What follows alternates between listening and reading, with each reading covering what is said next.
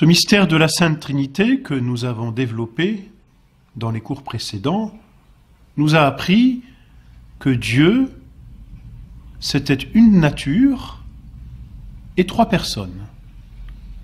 Trois personnes dans une nature. Trois personnes consubstantielles. Le Père, le Fils et le Saint-Esprit. Le Père engendre le Fils par voie de connaissance et le Saint-Esprit procède du Père et du Fils par voie d'amour. Ces trois personnes ont donc au sein même de la Sainte Trinité des noms qui leur sont propres et qui disent justement leur opération. Le Père, on l'appelle le Père précisément parce qu'il engendre le Fils. On l'appelle aussi, d'une façon peut-être et très certainement moins courante, innascible, parce qu'il ne naît de personne, il ne procède d'aucune autre personne. En revanche, on peut l'appeler aussi le principe et la source de toute la divinité, parce qu'il est au principe des deux autres personnes. Le Fils est appelé le Fils parce qu'il est engendré, il est appelé aussi le Verbe, comme nous l'avons vu, parce qu'il est engendré par voie de connaissance, et que ce que nous produisons dans notre intelligence, c'est un verbe mental, ou l'on parle même de verbe oral pour quelqu'un qui parle, parce qu'il dit une idée. Le Fils s'appelle le Verbe parce qu'il procède par voie de connaissance. Il est la connaissance que Dieu le Père a de lui-même. En ce sens, on l'appelle aussi, et à juste titre, l'image du Père, parce qu'il reflète parfaitement et en tout point le Père. Quant au Saint-Esprit, il est appelé le Saint-Esprit, esprit, comme on l'a dit au dernier cours, du latin spiritus, ce qu'il y a de moins palpable, ce qu'il y a de plus spirituel, de plus difficile à cerner. On l'appelle aussi l'amour. On l'appelle encore le don, parce qu'aimer, c'est se donner. Et du reste, lorsque notre Seigneur remonte au ciel, il nous promet d'envoyer le Saint-Esprit. Ce sont donc les noms propres de chacune de ces personnes au sein de la Trinité. Mais ces trois personnes ne se distinguent qu'au sein de leur Trinité, c'est-à-dire dans leur vie intime. En revanche, dans tout ce qu'elles font à l'extérieur, dans toutes les œuvres extérieures, les trois personnes agissent en commun. Pour la création, ça n'est pas le Père qui crée, c'est la Sainte Trinité. Parce que le Père ne se distingue du Fils que dans la mesure où le Père engendre le Fils. Mais le Père ne se distingue pas du Fils parce qu'il a créé un monde que le Fils n'aurait pas créé. C'est le Père, le Fils et le Saint-Esprit qui ont créé le monde. On dit donc que dans toutes les œuvres qui sont extérieures à la Sainte Trinité, ce sont les trois personnes qui agissent en commun, par leur nature divine. Cependant, on attribue à l'une ou l'autre des personnes une œuvre simplement par attribution et peut-être pour nous mieux comprendre ce qu'est le Père au sein de la Sainte Trinité. C'est pourquoi on dit souvent que c'est le Père qui est créateur, parce que créer, c'est donner à toute chose son existence. Or, les deux autres personnes de la Sainte Trinité procèdent du Père. Le Père est à la source des autres personnes. Ainsi, par analogie, on dit que le Père est créateur.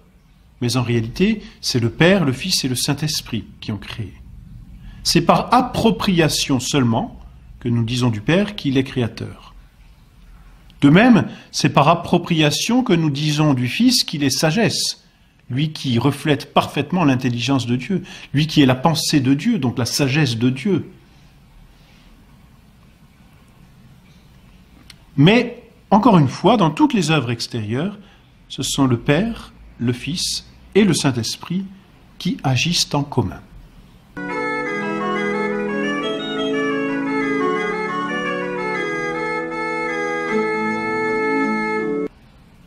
Reste ensuite à voir les erreurs qui ont pu être produites, hélas, contre ce mystère. Il y en a quelques-unes. La première, qui vient d'un certain Sabellius, au IIIe siècle, après Jésus-Christ, qu'on appelle aussi, de façon plus simple peut-être, le modalisme, ou le sabellianisme, consiste à dire qu'il n'y a qu'une seule personne, le Père. C'est-à-dire que le mystère de Dieu, ça n'est plus un mystère de la Sainte Trinité, c'est le mystère d'un seul Dieu et d'une personne, c'est tout. Les deux autres personnes ne sont, d'après cette erreur, que les attributs du Père. Cette erreur a été réfutée, entre autres, par saint Denis d'Alexandrie. Une autre erreur, celle d'Arius, dont nous reparlerons certainement plus tard, et qui a donné naissance à l'arianisme, on est encore au IIIe et au IVe siècle après Jésus-Christ. Arius dit et enseigne que Jésus-Christ n'est pas Dieu. Autrement dit, que le Fils n'est pas Dieu. Il nie la divinité de Jésus-Christ. Jésus-Christ n'est qu'une personne supérieure aux autres personnes. C'est tout, et pas plus. Alors cette erreur a été réfutée par le Concile de Nicée en 325. Troisième erreur, l'erreur de Macédonius au IVe siècle, après Jésus-Christ, qui a donné le macédonianisme, qui consiste à dire que le Saint-Esprit n'est pas Dieu, mais est une créature supérieure aux autres. Là encore, cette erreur a été réfutée par le Concile de Constantinople en 381. Et enfin, une quatrième erreur, celle de Photius, au IXe siècle, qui a engendré, hélas, ce schisme dans l'Église, et donc les Grecs schismatiques et les orthodoxes. Cette erreur de Photius consiste à dire que le Saint-Esprit ne procède que du Père, et non pas du Fils. Cette erreur est réfutée par notre credo, dans lequel nous disons « filioque », c'est-à-dire « et du Fils ». Patri filioque, du Père et du Fils. Pour terminer sur ce mystère de la Sainte Trinité, il serait peut-être bon de lire le symbole de saint Athanase.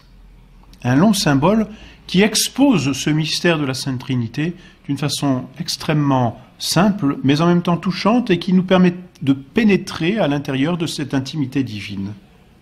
Les prêtres, du reste, le lisent chaque année dans leur bréviaire au jour de la fête de la Sainte Trinité. Voici ce texte. Il nous faut vénérer un seul Dieu dans la Trinité, et la Trinité dans l'unité, sans confondre les personnes, ni séparer la substance.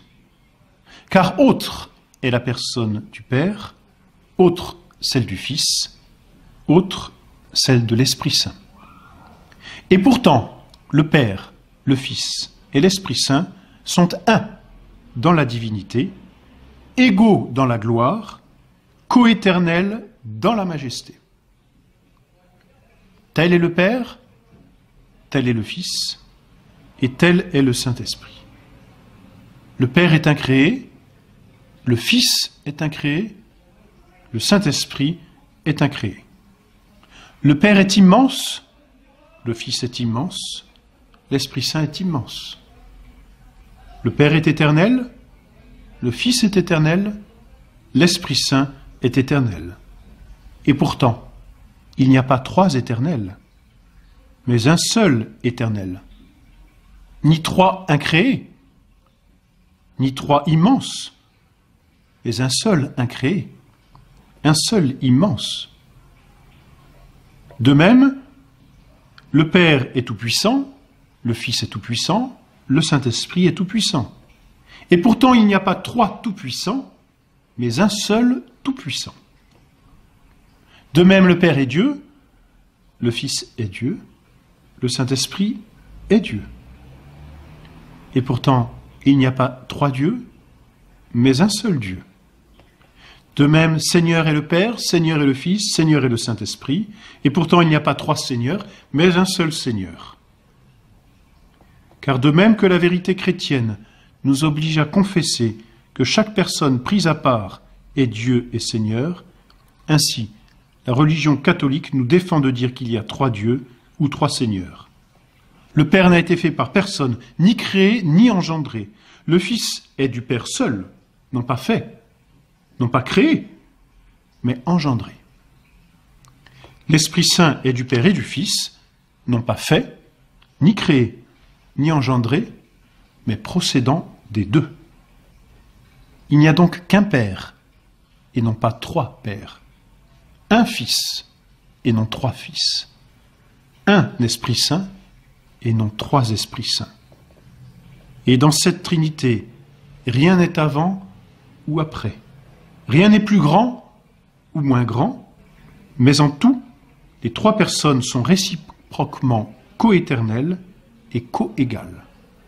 En sorte que, de toute manière, comme on l'a dit plus haut, il nous faut vénérer l'unité dans la Trinité et la Trinité dans l'unité. Qui veut donc être sauvé doit ainsi penser de la Trinité.